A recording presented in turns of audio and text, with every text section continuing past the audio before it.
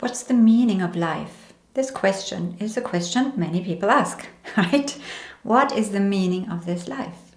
And what if I told you that basically this life was meaningless?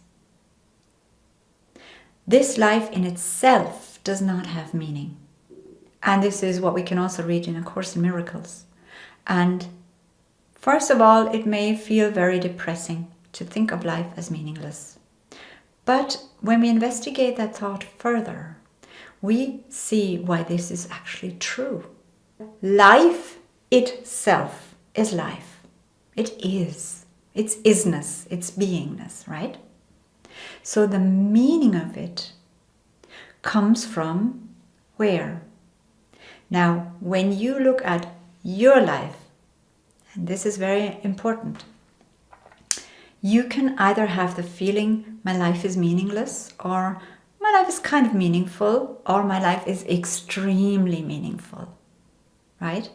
Now, what does this depend on? Because you are one person at one point in time, and so life is like the next person. There are two people, and they're neighbors, and they live there. Now, one person may say life is totally meaningless. Like, what's the point? And the other person is totally fulfilled and says, my life is meaningful.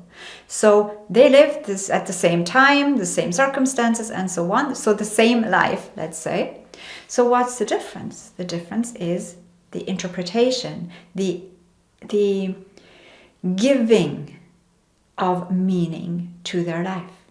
And this is the good news, because it means if you have felt stuck or have felt like your life has become meaningless or empty, then the good news is that your life in itself is not empty or meaningless, but you have stopped looking for the meaning in it or putting the meaning into your life.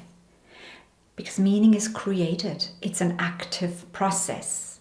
We say, let's find meaning in life, but this finding is an active process. It's like in a fairy tale, like the hero that goes out to find something or conquer something. It's not passive. I'm going to find this while I sit on the couch and wait for it to arrive. It's like, I need to go out there. I need to have adventures. I need to have obstacles. I need to do things to find the meaning, to find the better thing, to find what I'm looking for. So meaning is created. Meaning is given. And because that's the good news, it means that you can start now, especially if meaning has been absent in your life for a while, or this has been your experience. You can come back to your responsibility and say, okay, if meaning is created, and if I may have loosened up on the creation of meaning, well, then I'm going to get back into the game. I'm going to start creating meaning in my life again. And even feel what that feels like. Okay, I'm ready to create meaning again. I actually need to do something to give my life meaning. And it's not you need to, you don't have to. But if you want to be happy and fulfilled and abundant and connected and inspired and alive, if this is how you want to feel, then you need to get up and create this for yourself. It's not just gonna appear. But even if you ask, how do I start?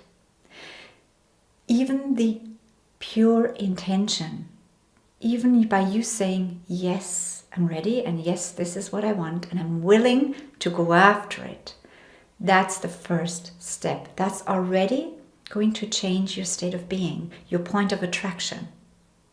And that's going to open up doors, energetic doors, where you will move into the direction of creating more meaning. Even just having this pure intention. Okay? And this is, I hope, inspirational for you today. That life in itself is, I don't want to say meaningless, but it's neutral. It's what we make of it. And the most important thing is, yes, there's the collective and there's people with more power and less power and so on. But what we have control over is our own life. And yeah, there are also aspects we cannot control, but we can control our state of being. That is not something that we have to be a passive observer of. We can create, and this is actually what our responsibility is, because our state of being dictates our experiences. Our state of being creates our life.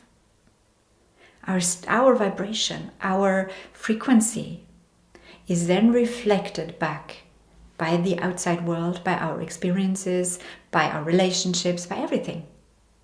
So that's what we actually have control over. And if we do, we can change everything around us. But we need to come back and say, okay, I'm ready. I want to have meaning in my life. And I'm not just waiting for it to arrive in my lap or at my doorstep. I know I need to create meaning. I need to make my life count. I need to make my life a priority for me. And it's okay that my life is important to me.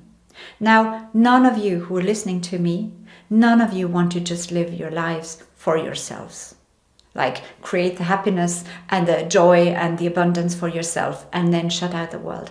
I know every single one of you straight away feels like, yes, I want all this. I want to be happy. I want to be me. I want to glow. I want to beam. I want to be bright. I want to be love. And straight away you think of, or you feel, how am I going to then transport this out into the world and share me, share myself, share all this? And you are doing that then.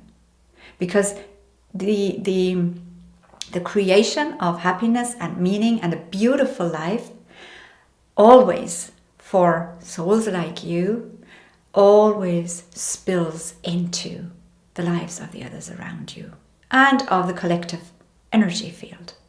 So don't fear that by focusing on the importance of your own life and creating a meaningful life for you, you are being selfish. Quite the opposite.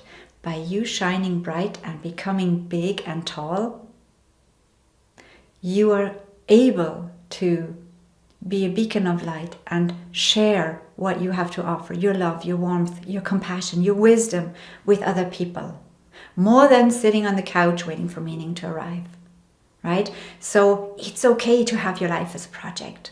Actually, it's not okay. It is. It's your project. It's your thing. Only you can create your life. Only you can change things. Only you. So go for it. Enjoy it. Like, try different things. Do it. And give your life meaning. I'm going to leave you with this inspiration. I'm going to love you and leave you for today.